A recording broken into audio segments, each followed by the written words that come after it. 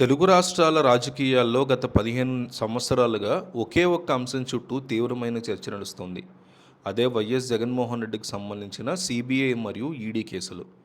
జగన్ రాజకీయ భవిష్యత్తు ముగిసిపోయిందని, ఆయన మళ్ళీ జైలుకి వెళ్లడం ఖాయమని ప్రత్యర్థులు పదే పదే విమర్శలు చేస్తున్న తరుణంలో తెలంగాణ హైకోర్టు నుంచి ఒక ఊహించని అత్యంత కీలకమైన సంచలన తీర్పు వెలువడింది. ఇన్నాళ్ళు ఈ కేసుల్లో ఈడీ అటాచ్ చేసిన ఆస్తుల విషయంలో హైకోర్టు ఇచ్చిన తీర్పు జగన్మోహన్ రెడ్డికి మాత్రమే కాదు, వ్యాన్పిక్ ప్రాజెక్ట్ అధినేత నిమ్మగడ్డ ప్రసాద్కి కూడా ఒక మైండ్ బ్లోయింగ్ రిలీఫ్ అనే చెప్పాలి.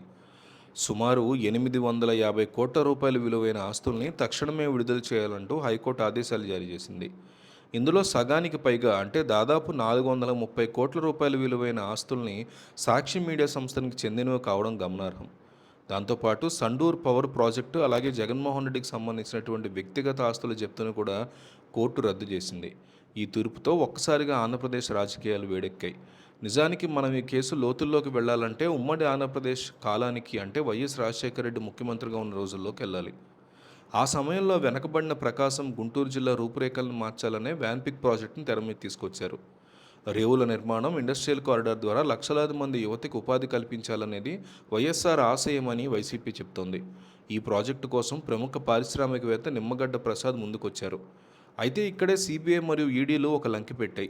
నిమ్మగడ్డ ప్రసాద్కి వైఎస్ఆర్ ప్రభుత్వం భూములు కేటాయించిందని, దానికి బదులుగా ఆయన జగన్మోహన్ రెడ్డికి చెందిన సాక్షి మీడియా మరియు భారతీయ సిమెంట్ సంస్థల్లో భారీగా పెట్టుబడులు పెట్టారని ఆరోపిస్తూ కేసులు నమోదు చేశారు.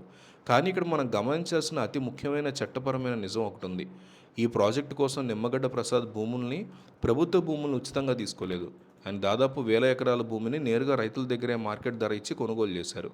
ప్రభుత్వం కేవలం ఒక సహాయకారిగా మాత్రమే ఉంది తప్ప ఎక్కడా ప్రభుత్వ ఖజానానికి నష్టం చేకూరేలా భూమిని దారాదత్తం చేయలేదనేది వైసీపీ యొక్క వాదన. అయినప్పటికీ కేవలం ఆయన పెట్టుబడులు జగన్ కంపెనీల్లో ఉన్నాయనే ఒక్క కారణంతో ఈడీ రంగంలోకి దిగి వ్యాన్పిక్ ఆస్తులతో పాటు సాక్షి మీడియా ఆస్తులను కూడా అటాచ్ చేసింది. చట్టపరంగా చూస్తే ఈ కేసు మొదటి నుంచి నిలబడే అవకాశం లేదని నిపుణులు చెప్తూనే ఉన్నారు. పాలసీ నిర్ణయాల వల్ల ప్రభుత్వ ఖజానాకి ఎలాంటి నష్టమూ జరగలేదని ఆనాటి ఉమ్మడి ఆంధ్రప్రదేశ్ ప్రభుత్వమే స్వయంగా కోర్టులో అఫిడవిట్ దాఖలు చేసింది. రాష్ట్రంలో పారిశ్రామిక అభివృద్ధి కోసమే నిర్ణయాలు తీసుకున్నామని క్లియర్ కట్గా అప్పుడే స్పష్టం చేసింది అంటున్నారు. ప్రభుత్వ నిర్ణయాల్ని, జీవోల్ని అమలు చేసింది ఐఏఎస్లు. ఒకవేళ ఈ ప్రాజెక్టులో అవినీతి జరిగితే ఆ జీవోలు జారీ చేసిన ఐఏఎస్ అధికారులు కూడా బాధ్యులే అవుతారు. మరి విచారణ సంస్థలు ఈ అధికారులని ప్రాసిక్యూట్ చేయాలని కోరినప్పుడు అటు కేంద్ర ప్రభుత్వం కానీ, ఇటు రాష్ట్ర ప్రభుత్వం కానీ దానికి అనుమతి ఇవ్వలేదు. ఆ అధికారులు తీసుకున్న నిర్ణయాలు నిబంధనల ప్రకారమే జరిగాయని, వారి మీద విచారణ అవసరం లేదని తేల్చి చెప్పాయి. అంటే ఇంప్లిమెంట్ చేసిన అధికారులు తప్పు లేనప్పుడు, ప్రభుత్వ విధానంలో లోపం లేనప్పుడు అసలు ప్రభుత్వంలో లేని జగన్మోహన్ రెడ్డి ఎలా తప్పు చేసినట్లు అవుతారు అని డిఫెన్స్ లాయర్లు కోర్టు ముందుంచిన అత్యంత బలమైన వాదన. దీనికి తోడు నిమ్మగడ్డ ప్రసాద్ లాంటి పారిశ్రామికవేత్తలు కోర్టులో రాతపూర్వకంగా అఫిడవిట్లు ఇచ్చారు.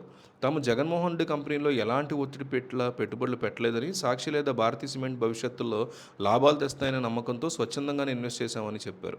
పైగా ఆ షేర్లు తిరిగి అమ్ముకోవడం ద్వారా తాము లాభపడ్డమే తప్ప ఎక్కడ మోసపోలేదని స్పష్టం చేశారు. ఒక వ్యాపారంలో ఇన్వెస్ట్ చేసి లాభాలు పొందినప్పుడు అక్కడ చీటింగ్ ఎక్కడుంది, క్విడ్ ప్రోకో ఎక్కడ జరిగిందనేటువంటి ప్రశ్నలకు ఈడీ దగ్గర సమాధానం లేకుండా పోయిందని, అందుకే క్లీన్ చీట్ వచ్చింది జగన్ కంటోంది వైసీపీ మీడియా.